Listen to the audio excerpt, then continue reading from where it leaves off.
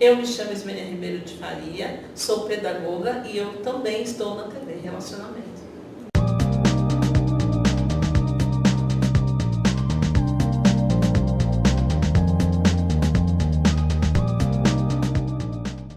Olá, internautas! Iniciamos mais um programa Gestão Executiva e temos a honra e o privilégio de bater um papo com uma profissional de primeira linha, doutora Renata Quadrado. Muito obrigado pela sua presença aqui, tá? Obrigada, Kendi. É uma honra estar aqui com você. É uma honra e agradeço desde já o convite. Perfeito, obrigado. Doutora Renata, conta um pouquinho para os nossos internautas onde você nasceu, um pouquinho da sua trajetória profissional. Sim. A grande dúvida dos internautas que nos assistem é assim: em que momento da sua vida você escolheu a área de direito? Enquanto existe todo mundo de áreas, né? Sim. E dentro também, depois da escolha do direito, qual você acabou optando? Bom, vamos lá. Eu nasci de uma família que não tem histórico de advogados. Eu comecei a trabalhar muito cedo, eu comecei a trabalhar com 12 anos. Num comércio lá da região onde eu sempre morei, próximo da região da Vila Prudente. Paulistana mesmo. Paulistana, nasci na Moca, paulista mesmo. Comecei a trabalhar nesse comércio, muito jovem, eu tinha apenas 12 anos, com muita responsabilidade. Outro dia, já faz um tempinho. Eu tinha muita responsabilidade já desde nova e eu sentia essa necessidade de estudar, porque eu tinha muito contato já com 12 anos, eu já tinha contato com vendedores, já adultos. Eu passei a trabalhar no caixa da empresa, depois por fim eu já era responsável de toda a loja, de todo o comércio. Eu tinha responsabilidade com o banco, eu fazia parte do setor de compras da loja, então eu conversava muito, então eu sentia necessidade de saber discutir todo tipo de conversa. Como eu tinha muito contato com homens, até de futebol eu tinha essa necessidade, jornal, então eu já criei o hábito da leitura muito cedo, para que eu pudesse, como se eu tinha que ter diálogo com vendedores, então eu sentia essa necessidade. Eu acabei o colégio, eu não tinha condições ainda de fazer a faculdade, eu comecei a fazer inglês para que eu não parasse de estudar. Fiquei um ano fazendo inglês para depois eu ter a chance de iniciar a faculdade e desde sempre eu decidi que eu iria fazer direito. Então, uma área que eu sempre gostei, já como eu comecei a trabalhar muito nova, então essa necessidade da leitura, eu já tinha o hábito da leitura, eu tinha o hábito de discutir todo o assunto, então eu achei que o direito seria a minha melhor opção e hoje eu tenho certeza que realmente foi a minha melhor opção. Eu amo a minha profissão, eu amo advogar. Eu no começo da carreira, eu senti vontade de fazer concurso público para magistratura, cheguei até a pensar em ser delegada, mas por fim eu logo montei meu escritório e vi que realmente o que eu queria era advogar. E assim eu permaneço até hoje, há mais de 15 anos, eu estou no mesmo bairro, então o pessoal me conhece já da época em que eu trabalhava no comércio da região. Perfeito. Hoje eu estou como presidente da subseção da Vila Prudente, também foi um novo desafio. Eu fui eleita agora na última eleição em novembro de 2021, para a gestão 2022 a 2024, são 3 anos de mandato. É um desafio diário, porque hoje eu tenho que lidar com muitas pessoas, com todo tipo de pessoas, tanto com advogado, como colaboradores, com a sociedade. Eu estou participando de tudo o que acontece na nossa região de Vila Prudente, Conselho de Segurança, visitando todas as instituições, para saber tudo o que acontece e quais são as necessidades regionais. Então isso está sendo uma experiência incrível, é um desafio que eu aceitei e estou adorando. É um desafio profissional, é um desafio como mulher, porque hoje ainda a mulher ainda sofre bastante discriminação, acredito eu que em todas as profissões, e na nossa profissão como advogada ainda existe. ainda existe um machismo estrutural. A própria OAB, a OAB da minha subseção da Vila Prudente, ela, no próximo ano, ela faz 40 anos de existência. E eu sou a segunda mulher eleita como presidente da subseção. Então já existe aí um machismo estrutural. A nossa seccional de São Paulo, depois de anos, nós fizemos agora quase 100 anos de OAB São Paulo, foi a primeira mulher eleita neste mandato. Então ainda nós sofremos, a mulher ainda sofre muita discriminação. E a gente está aí todos os dias aí para passar esses desafios. Mas você é um exemplo vivo de que trabalhar não faz mal a ninguém. Não. Então, o fato de você ter entrado nova e o comércio é uma experiência fantástica. Sim. Porque você aprende a lidar na prática, que você depende daquele cliente. Sim. Então por isso tem que tratar muito bem para que ele volte, né? Uma ideia de logística. Então, os produtos que mais saem, você tem que ter eles em estoque, né? Não pode ficar faltando. Na área de compras, saber negociar. Sim. Então, a parte de gestão financeira, de educação financeira, já foi sendo incorporada em você o tempo todo, né? E a ideia de organização também, e principalmente o seguinte, a parte de direitos e deveres. Sim. Né? Então, você via lá que as pessoas têm que ser respeitadas. Sim. Né? Então, os produtos têm que ter qualidade. Sim. Né?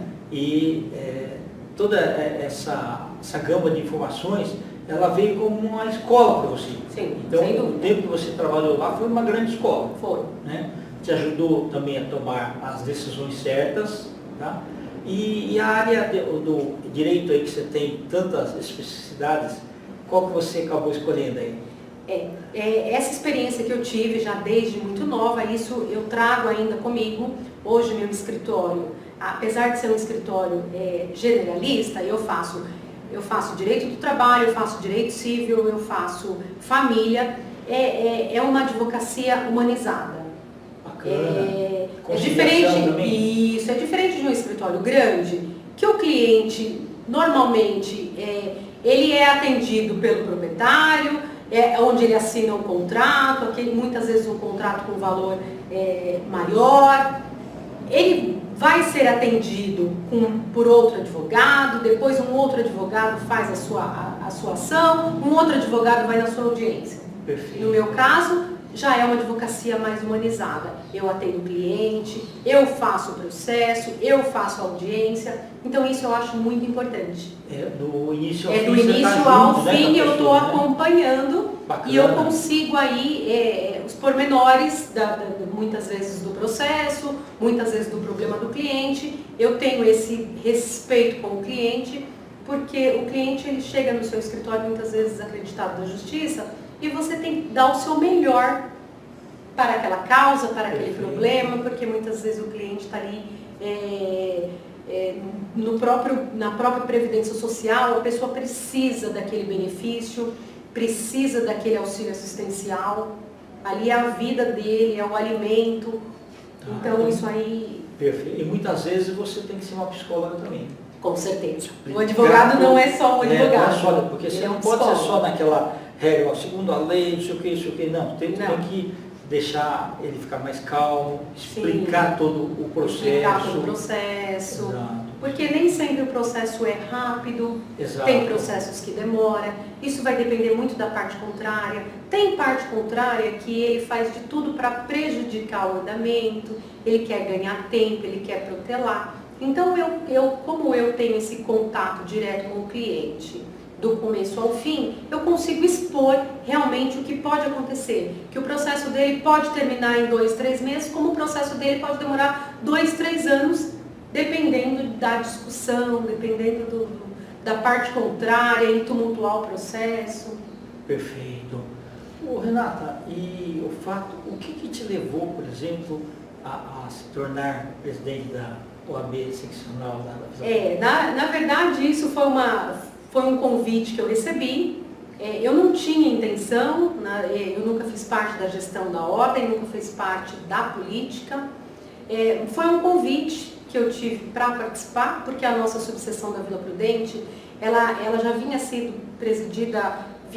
presidida por um colega já há muitos anos, e ela precisava de mudança. Então eu recebi esse convite para formar a chapa lá na nossa subseção, na busca da inovação da subseção da Vila Prudente, que precisa ainda de muitas mudanças, né? Eu acho que a mudança sempre é bem-vinda e necessária, como já vinha sendo presidida há muitos anos pelo mesmo colega, precisava de inovação, precisava de novas ideias, e eu aceitei esse desafio. Sim.